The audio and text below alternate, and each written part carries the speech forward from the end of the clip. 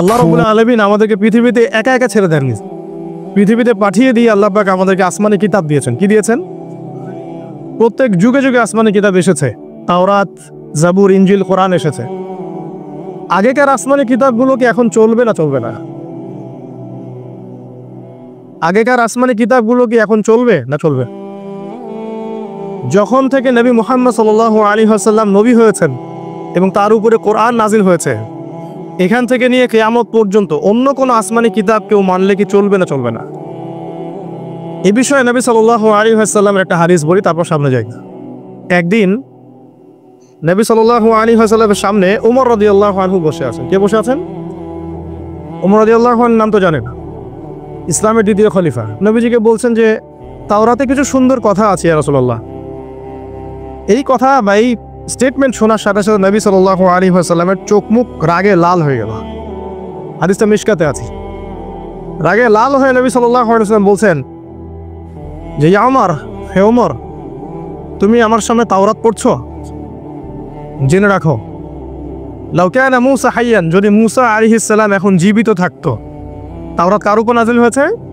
মূসা। তাওরাত পড়ছো আমার সামনে, তাওরাত যার উপর নাজিল হয়েছে সেই মূসা আলাইহিস সালাম যদি জীবিত থাকতো এখন, ফাত্তাবাতুমুহু, আর তোমরা আমাকে বাদ দিয়ে তার অনুসরণ করতে, ওয়া তারাকতুমুনি, আমাকে ছেড়ে দিতে, লা দালালতুম আন সাওয়াইস সাবিল, তাহলে তোমরা অবশ্যই পথভ্রষ্ট হয়ে যেতে।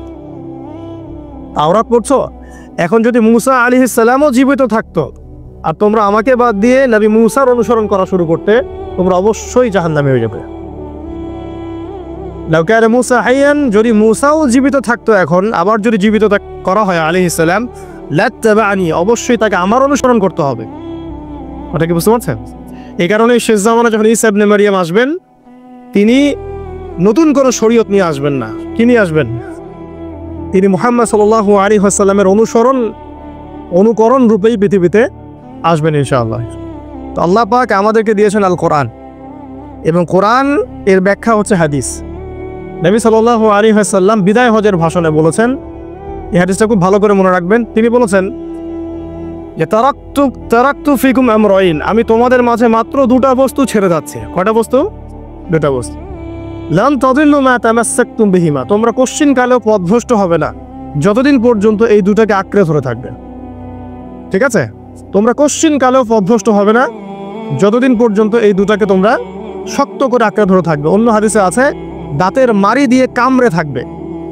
আপনি সামনের দাঁত দিয়ে কিছু কামড়াতে গেলে কিন্তু টান দিলে ছিঁড়ে যাবে না? দাঁতের মাড়ি দিয়ে যদি শক্ত করে ধরেন, এত সহজে কিন্তু টান দিলে ছিঁড়বে না। এই জন্য নবী বলছেন সাল্লাল্লাহু আলাইহি ওয়াসাল্লাম, দাঁতের মাড়ি দিয়ে কামড়ে ধরে থাকবে কোরআন এবং সুন্নাহকে। সেই দুটো বস্তু কি? নবী সাল্লাল্লাহু আলাইহি ওয়াসাল্লাম বলছেন, একটা হচ্ছে কিতাব আল্লাহ, আল্লাহ পাকের কিতাব মানে কি? আল কোরআন, ওয়া সুন্নাতি নবীহি, মানে নবীর সুন্নাত অর্থাৎ হাদিসগুলো। কোরআন এবং সুন্নাহ মিলে ইসলাম। এই ইসলামটাই হচ্ছে আল্লাহ রাব্বুল আলামিনের মনোনীত সর্বশেষ দিন, সর্বশেষ টেস্টিমেন্ট। মানে আদম আলাইহিস সালামও তো মুসলিম ছিলেন, নূহ আলাইহিস সালামও মুসলিম ছিলেন, ঈসা আলাইহিস সালাম, মূসা আলাইহিস সালাম, ইব্রাহিম আলাইহিস সালাম, এই যে লক্ষ লক্ষ নবী রাসূল, তারা মুসলিম ছিলেন না? সবাই মুসলিম ছিলেন, কিন্তু সর্বশেষ যে বিধিবিধানগুলো আল্লাহর পক্ষ থেকে এসেছে সেটা কি? কোরআন এবং সুন্নাহ এবং ইসলামের এই নতুন রূপটা, সর্বস্বীকৃত সর্বনতুন যে রূপটা, এটা কিয়ামত পর্যন্ত থাকবে ইনশাআল্লাহ। তো ইসলাম চির প্রাচীন এবং চির নতুন, চির আধুনিক। আমরা কি বুঝাতে পারছি? এখন এই ইসলামটা কি পরিবর্তনযোগ্য? উত্তর না। আল্লাহ পাক সূরা মাইদা 3 নম্বর আয়াতে বলছেন, আল ইয়াউমা আকমালতু লাকুম দীনাকুম ওয়া আতমামতু আলাইকুম নি'মাতি ওয়া রাদিতু লাকুমুল ইসলাম দীনান। আল্লাহ পাক বলছেন, আজকে আমি তোমাদের উপরে দ্বীন ইসলামকে পরিপূর্ণ করে দিলাম। পরিপূর্ণ করে দেওয়ার অর্থ হচ্ছে এখানে সংযোজন বিয়োজনের কোনো সুযোগ নাই। কেউ যদি বলে 5 ওয়াক্ত নামাজের জায়গায় 6 ওয়াক্ত বানাই দিব আমরা, ঠিক আছে? সুযোগ আছে? সুযোগ নাই। যাকাতের বিধানটা খুব কঠিন মনে হয়, যাকাতের নিসাবটা একটু কমাই দিব, পারবে? ইসলামের চুল পরিমাণ কিছু ঢোকানোর বের করার কোনো সুযোগ নাই। কেন নাই? কারণ আল্লাহ পাক এই দিনটাকে পরিপূর্ণ করে দিয়েছে। আল ইয়াউমা আকমালতু লাকুম দীনাকুম, দিনটাকে কামেল করেছি। কামেল মানে কামেল পাস মানে কি? সার্টিফিকেট পাইছে পরিপূর্ণ, তাই না? সার্টিফিকেট সব কিছু না, জ্ঞান সব কিছু। এবং এই জ্ঞান শুধুমাত্র বই পড়ে অর্জিত হবে এমনও নয়। জ্ঞান আসে কার পক্ষ থেকে? আল্লাহর পক্ষ থেকে। এটা মনে রাখবেন, জ্ঞান আল্লাহর পক্ষ থেকে আসে। হ্যাঁ, জ্ঞান কখন আসবে? যখন আপনি পরিশ্রম করবেন, আপনার পরিশ্রম আল্লাহ পাক দেখবেন, আপনি ধারাবাহিকভাবে লেগে থাকবেন, আল্লাহর কাছে বেশি বেশি দোয়া করবেন, পাপ ছেড়ে দিবেন, গুনাহ ছেড়ে দিবেন, গুনাহমুক্ত অন্তর নিয়ে আল্লাহর কাছে কান্নাকাটি করবেন, আল্লাহ পাক ইনশাআল্লাহ ইলম দান করবে ইনশাআল্লাহ। ইমাম শাফি রাহিমাহুল্লাহ বলতেন যে আমি অনেক পড়ি কিন্তু ভুলে যাই। তার উস্তাদ তাকে বললেন যে তুমি পাপ করা ছেড়ে দাও, যদি গুনাহ করতে থাকো তাহলে তোমার অন্তরে আল্লাহর নূর নাজিল হবে না। ঠিক আছে, গুনাহ মুক্ত অন্তর নিয়ে ইলম চর্চা করতে হয়, আল্লাহ পাক তৌফিক দান করুন। আর ইলম অর্জন করে যদি অহংকার আর হিংসা চলে আসে তাহলে সেই ইলম হবে শয়তানের ইলম। শয়তান প্রচন্ড আলেম ছিল, কিন্তু ইবলিস কি ছিল? আলেম ছিল। সে কিন্তু আলেম আর আবেদ ছিল, সে ইলম অনেক অর্জন করেছিল এবং আল্লাহ পাকের প্রচুর ইবাদত করত, কিন্তু তারপরেও কেন সে জাহান্নামী হলো? কারণ একটাই, আবা ওয়াস্তাকবারা, সে উদ্ধত হয়েছিল, অহংকার করেছিল। ইসলাম পরিপূর্ণ, এখানে সংযোজন বিয়োজনের কোনো সুযোগ নাই। এখন ইসলাম ছাড়া অন্য কোনো দিন মানলে কি হবে কিনা? আল্লাহ পাক সূরা আলী ইমরানের মধ্যেই বলছেন, ওয়ামান ইয়াবতাগি গায়রাল ইসলামি দীনান ফালান ইউকবালা মিনহু, কেউ যদি ইসলাম ছাড়া, এই পরিপূর্ণ দিনটা ছাড়া অন্য কোনো জীবন ব্যবস্থা তালাশ করে, তার পক্ষ থেকে কশ্চিনকালেও কোনো আমল কবুল করা হবে না। এটা কার কথা? আল্লাহর কথা। একটা জায়গায় আমি ফোকাস করি যে দিন পালন করতে গিয়ে সবচেয়ে বড় চ্যালেঞ্জটা হচ্ছে, সেটা হচ্ছে আল্লাহকে পাওয়া। কি করা? যে আল্লাহর কাছ থেকে আমরা এসেছি, সেই আল্লাহকে দুনিয়াতে এবং আখিরাতে পাওয়া, এটাই চ্যালেঞ্জ। আল্লাহকে যে ব্যক্তি পেয়েছে সে দুনিয়ার সব পেয়ে গেছে। আল্লাহকে যে পায় নাই সে আসলে কিছুই পায় নাই, ইহকাল পরকালের কিছুই পায়নি। এখন আমরা আল্লাহকে পাবো কিভাবে? এটা বড় প্রশ্ন না? যে আল্লাহর কাছ থেকে, যে জান্নাত থেকে আমরা পৃথিবীতে চলে আসলাম, আর সেই জান্নাতে যেতে হলে তো আমাকে আল্লাহকে পেতে হবে। আল্লাহকে পেতে হলে আমার কি কি করণীয়? খুব শর্ট করে আমি কয়েকটা পয়েন্টস আপনাদেরকে শেয়ার করছি। 1 নাম্বার, আল্লাহকে পেতে হলে অবশ্যই তার নবী মুহাম্মদ সাল্লাল্লাহু আলাইহি ওয়াসাল্লামকে অনুসরণ করতে হবে। এছাড়া আল্লাহকে পাওয়ার দ্বিতীয় কোনো পথ নাই। আল্লাহকে পেতে হলে অবশ্যই তার নবী মুহাম্মদ সাল্লাল্লাহু আলাইহি ওয়াসাল্লামের আদর্শগুলো জীবনের প্রতিটা ক্ষেত্রে বাস্তবায়ন করতে হবে। চলাফেরা, ওঠা বসা, খাওয়া দাওয়া, ইস্তেঞ্জা করা, মুআমালাত, ব্যবসা বাণিজ্য, অর্থনীতি, সমাজ, রাষ্ট্র, সব ক্ষেত্রে আপনাকে মুহাম্মদ সাল্লাল্লাহু আলাইহি ওয়াসাল্লামের তরিকা, আদর্শটাকে ফলো করতে হবে। তাহলে আপনি আল্লাহকে পাবেন ইনশাআল্লাহ। যে ব্যক্তি আল্লাহকে পেয়েছে সে দুনিয়াও পেয়েছে, আখিরাতও পেয়েছে। যে আল্লাহকে পায় নাই, দুনিয়াও বরবাদ, আখিরাতও বরবাদ। 1 নাম্বার তাহলে কি কাজ? আল্লাহ পাকের সর্বশেষ নবী মুহাম্মদ সাল্লাল্লাহু আলাইহি ওয়াসাল্লামকে অনুসরণ করা, তার আদর্শ মেনে চলা, 1 নাম্বার। 2 নাম্বার হচ্ছে 5 ওয়াক্ত নামাজ। আল্লাহকে পেতে হলে নামাজ লাগবে। নামাজ নাই, আল্লাহ নাই। ওয়াস্তাঈনু বিস-সাবরি ওয়াস-সালাহ, তোমরা সবর এবং সালাতের মধ্য দিয়ে আল্লাহর সাহায্য প্রার্থনা করো। আমরা এই জন্য নামাজে বলি ইয়াকা না'বুদু ওয়া ইয়াকা নাস্তাঈন, আমরা শুধু আপনারই ইবাদত করি এবং আপনার কাছেই সাহায্য প্রার্থনা করি। আল্লাহকে পেতে হলে নামাজের কোনো বিকল্প নাই। যে ব্যক্তি নামাজ পড়ে না, আল্লাহর সাথে তার কোনো সম্পর্ক নেই, নো কানেকশন। আপনি যে কোনো কিছু চাচ্ছেন, সেজদায় পড়ে আল্লাহর সামনে আত্মসমর্পণ করেই চাইতে হয়। ওয়াসজুদ ওয়াক্তারিব, আল্লাহ কি বলেছেন? সেজদা করো, নিকটবর্তী হও। তো ব্যাখ্যা অনেক করা যায়। নামাজ না পড়লে কিন্তু মানুষ কুফরিতে লিপ্ত হয়। যে ব্যক্তি মান তারাকা সালাতা মুতাআম্মিদান ফাকাদ কাফারা, যে ব্যক্তি সালাতকে অস্বীকার করে, ফরজ নামাজকে অস্বীকার করে, সে ব্যক্তি কিন্তু কুফরিতে চলে যায়। ঠিক আছে? তারপরে বাইনা রাজুলি ওয়া বাইনা শিরকি ওয়াল কুফরি তারকুস সালাহ, একজন মুমিন বান্দা এবং অমুসলিমদের মধ্যে পার্থক্যই নামাজ। নামাজের বিষয়ে অনেক কথা আমি আগেও বলেছি, আপনারা শুনেছেন, অন্য আলেমদের কাছেও শুনেছেন। এক বাক্যে নামাজ না পড়লে ইসলামের রশিটা কেটে যাবে। মুআজ বিন জাবালকে নবী সাল্লাল্লাহু আলাইহি ওয়াসাল্লাম বলেছেন যে যদি মান তারাকা সালাতা মুতাআম্মিদান, কেউ যদি সালাতকে ইচ্ছা করে ছেড়ে দেয়, ফাকাদ বারিআত মিন জিম্মাতিল্লাহ, সে ব্যক্তি আল্লাহর জিম্মেদারি থেকে মুক্ত হয়ে যাবে। তার উপর আল্লাহর কোনো জিম্মাদারি নাই, আল্লাহর নিরাপত্তা, জিম্মাদারি থেকে সে মুক্ত। তো 5 ওয়াক্ত নামাজ আল্লাহ পাক আমাদের সবাইকে জামাতের সাথে পড়ার তৌফিক দান করুন। এর পাশাপাশি নফল নামাজ বাড়িয়ে দেওয়ার তৌফিক দান করুন, এবং স্পেশালি তাহাজ্জুদের নামাজ যদি পারেন 2 রাকাত হলেও নিয়মিত তাহাজ্জুদের নামাজ পড়ার তৌফিক আল্লাহ পাক আমাদেরকে দান করুন। আর নামাজের বাহ্যিকতা নিয়ে এত বেশি ঝগড়ায় যাবেন না। এখন আমরা যত ঝগড়া নামাজের বাহ্যিকতা নিয়ে, হাত বাঁধা, রফুল ইয়াদেন, আমি না পায় পা, এগুলো নিয়ে ঝগড়া শেষ আছে? নাই। ইসলামের বিরোধী শক্তিরা হাত ভেঙে ফেলার পায়তারা করে ফেলেছে অলরেডি। হাতই না থাকলে আপনি বাঁধবেন কোথায়? মনে করেন আপনার হাতই নাই, বাঁধবেন কি উপরে না নিচে? তো এই হাত তো ভেঙে ফেলার পায়তারা করা হয়েছে। এখন আপনি পড়ে আছেন বাঁধার কোন জায়গায় বাঁধবেন সেটা নিয়ে, অথচ পুরো বৈশ্বিক চক্রান্ত মুসলিমদের বিরুদ্ধে হাতটাই ভেঙে ফেলে দিবি।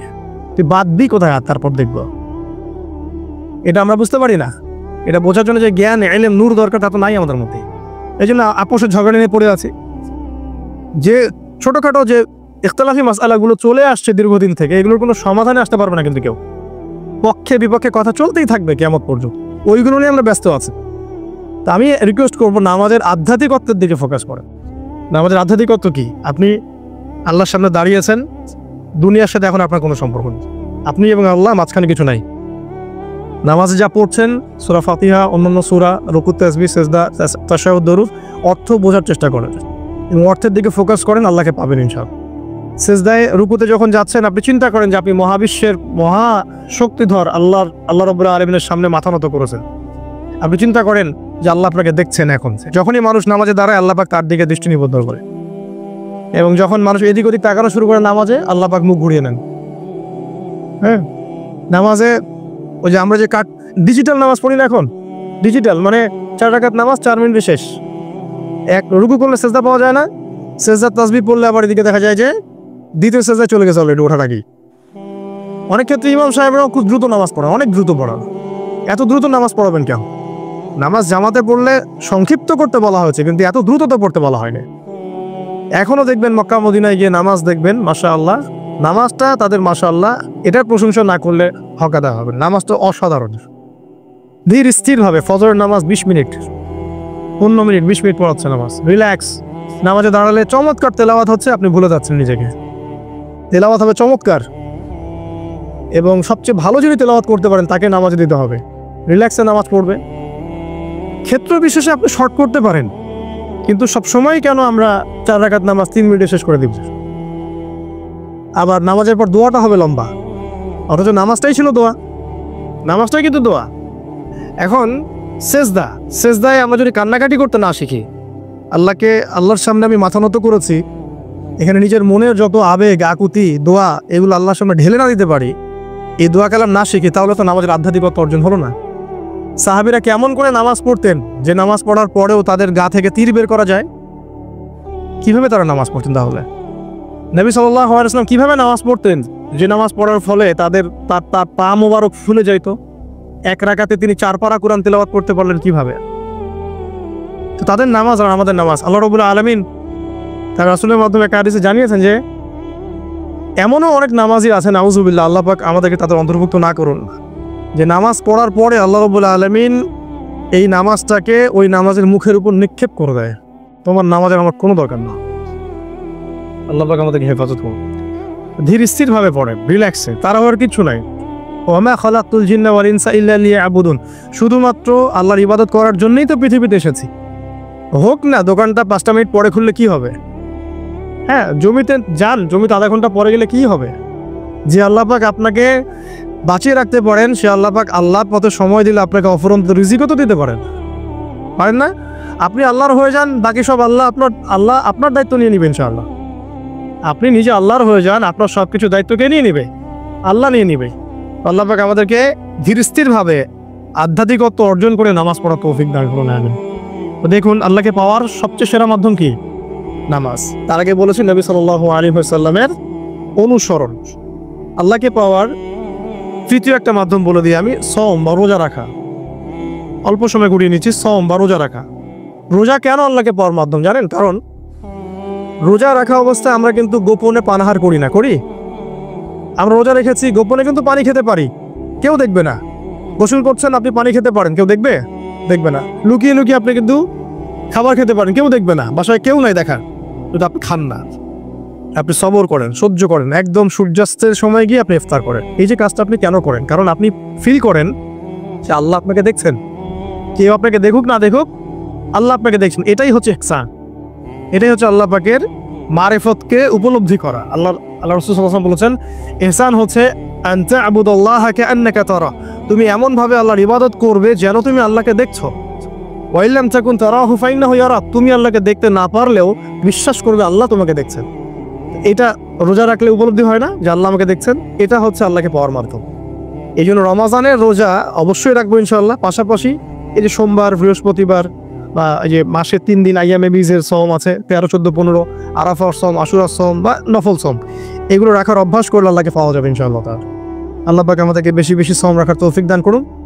আমাকে, আপনাদের সবাইকে বিগত জীবনে আমরা যারা বিভিন্ন সময় সওম রাখি নাই বা রাখতে পারি নাই, বিভিন্ন সালাত পড়ি নাই, করতে পারি নাই, এগুলোকে হিসেব করে আদায় করার তৌফিক আল্লাহ পাক দান করুন, আমিন। 4 নম্বর একটা মাধ্যম বলে দিয়ে আল্লাহকে পাওয়া, সেটা হলো তিলাওয়াতে কোরআন। কোরআন তেলাওয়াত যে যত বেশি করবে, অর্থ উপলব্ধি করে পড়বে, সে আল্লাহ পাককে চাক্ষুষ পাবে ইনশাআল্লাহ।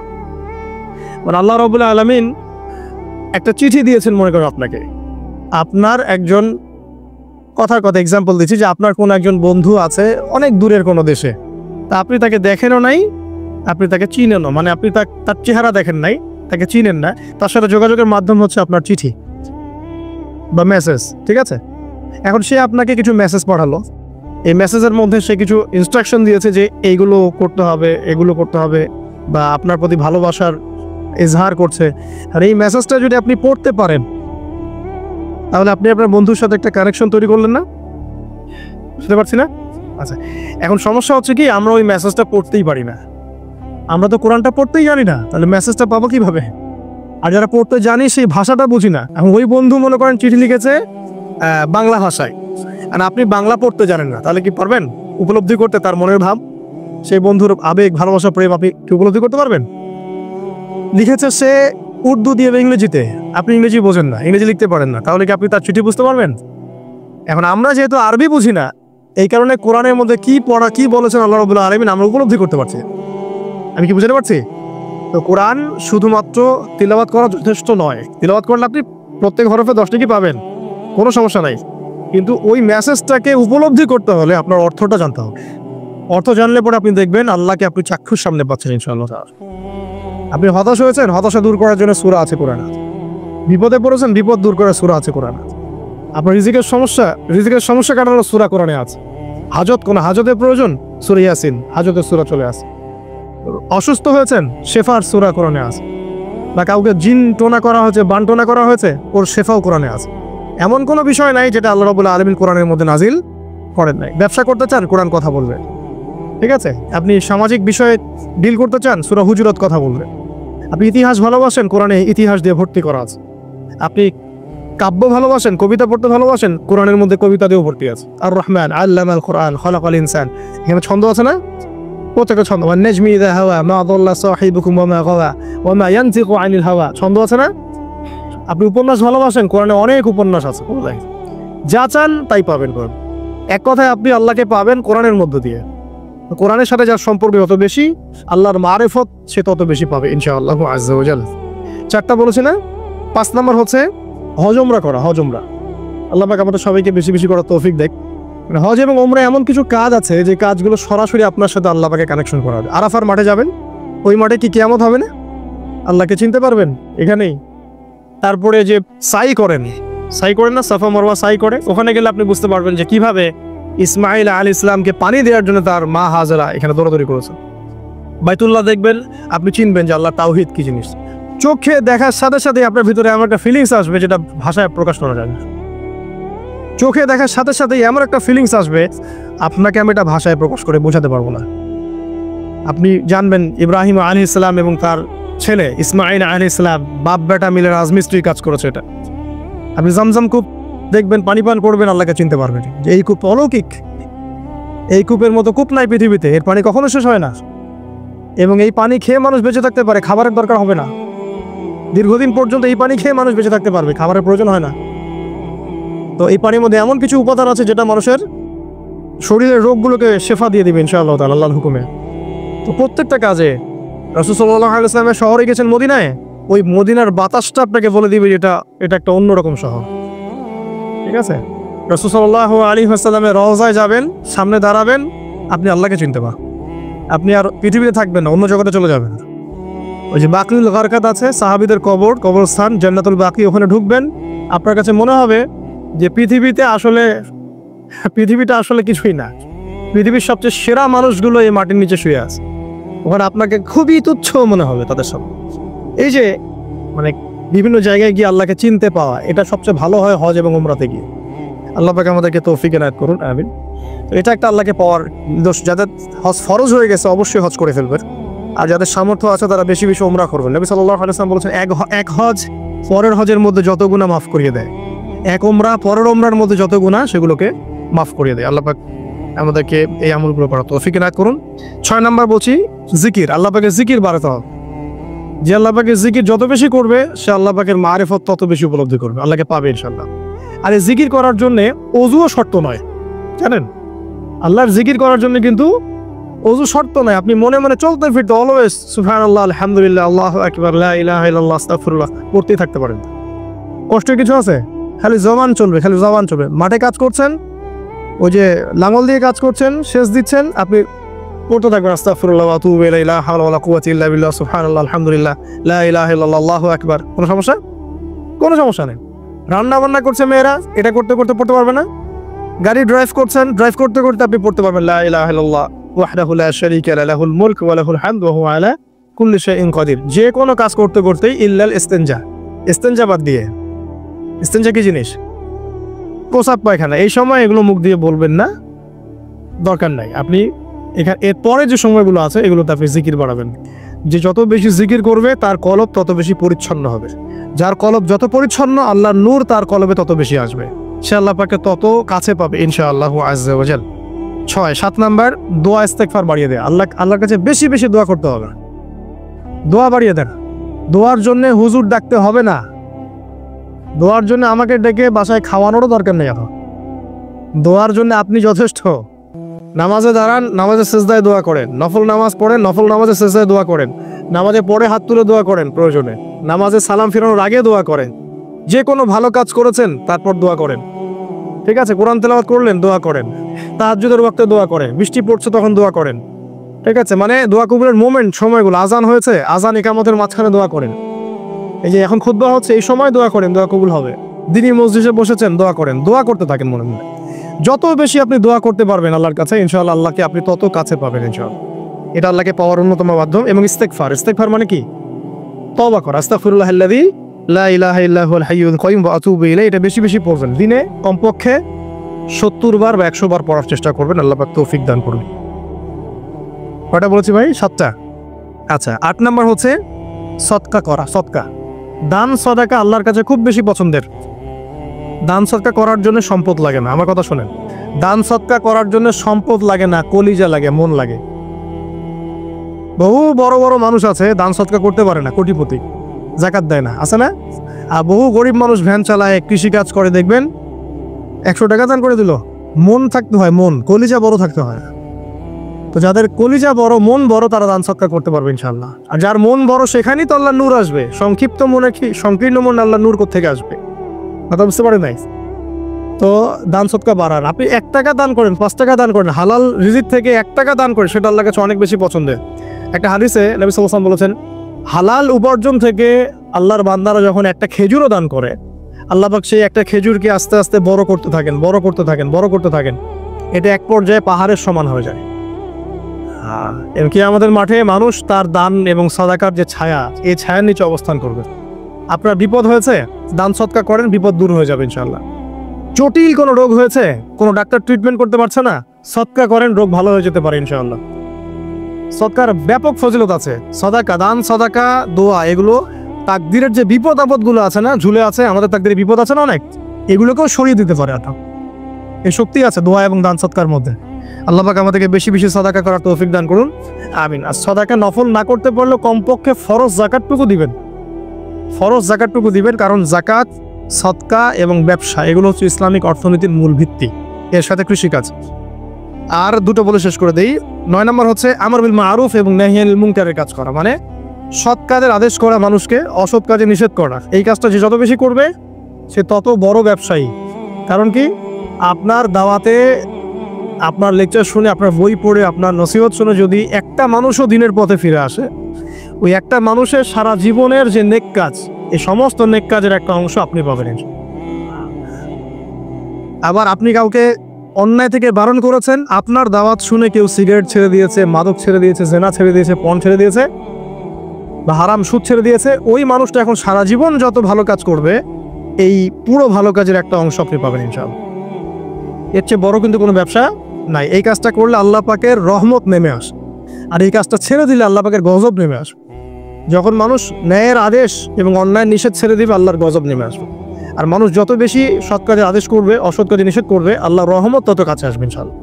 আল্লাহকে পাওয়া যাবে ইনশাআল্লাহ তাআলা। আল্লাহ পাক আমাদেরকে তৌফিক এনায়েত করুন। আর সর্বশেষ একটা বলে শেষ করে দেই, সেটা হলো যে আল্লাহর দিনের খেদমত করা বা দিনের কল্যাণে নিজেকে নিয়োজিত রাখা। আল্লাহর দিনের খেদমত করা বা দিনের কল্যাণে নিজেকে নিয়োজিত করলে আল্লাহ পাককে পাওয়া যাবে ইনশাআল্লাহ। এই পৃথিবীতে আল্লাহ পাকের সবচেয়ে গুরুত্বপূর্ণ জিনিসটা কি? নিয়ামতটা কি? আল্লাহর দিন না? এই দিন ছাড়া কি পৃথিবীতে আর কিছু আছে? একটা হাদিসে আসছে যে পুরো পৃথিবীটাই তো অভিশপ্ত। পুরো পৃথিবীটা কি অভিশপ্ত? শুধুমাত্র দিনের এলেম অর্জনের জায়গা ছাড়া, তালেবে এলেমদের জায়গা ছাড়া, দিনী মাহফিলগুলো ছাড়া, যেখানে নামাজ হয় এই জায়গাগুলো ছাড়া বাকি সব অভিশপ্ত জায়গা। তো এখানে পৃথিবীতে সবচেয়ে গুরুত্বপূর্ণ এবং ইম্পর্টেন্ট আল্লাহর কাছে প্রিয় জিনিসটাকে আল্লাহর দিন। তো আল্লাহর সেই প্রিয় জিনিসটাকে যারা এগিয়ে নেওয়ার চেষ্টা করবে, সেই দিনের খেদমত করার চেষ্টা করবে, দিনের জন্য একটা মসজিদ করা, একটা মাদ্রাসা করা, হ্যাঁ, একটা কোনো ভালো কোনো প্রকল্প করার চেষ্টা করবে, আল্লাহ পাক কি তাদেরকে রক্ষণাবেক্ষণ করবেন না? আল্লাহ পাক তাদের অভিভাবক হবেন না? নিঃসন্দেহে হবেন ইনশাআল্লাহ। এবং ইনশাআল্লাহ তাআলা তারা পৃথিবীতেও সফল হবে, পরকালেও ইনশাআল্লাহ তাআলা সাফল্যের চাদর তাদেরকে আঁকড়ে ধরবে ইনশাআল্লাহ তাআলা। আল্লাহ রাব্বুল আলামিন আমরা সবাইকে এই দুনিয়াতে আল্লাহকে পাওয়ার তৌফিক দান করুন, এবং যে কাজগুলো করলে পরে আল্লাহকে পাওয়া যায় সেই কাজগুলো বেশি বেশি করে করার তৌফিক আল্লাহ পাক দান করুন। এবং পরকালে আল্লাহ রাব্বুল আলামিন আমাদের গুনাহগুলোকে মাফ করে আল্লাহর রহমতের চাদরে আমাদেরকে আবৃত করে নিন। আল্লাহুম্মা আমিন।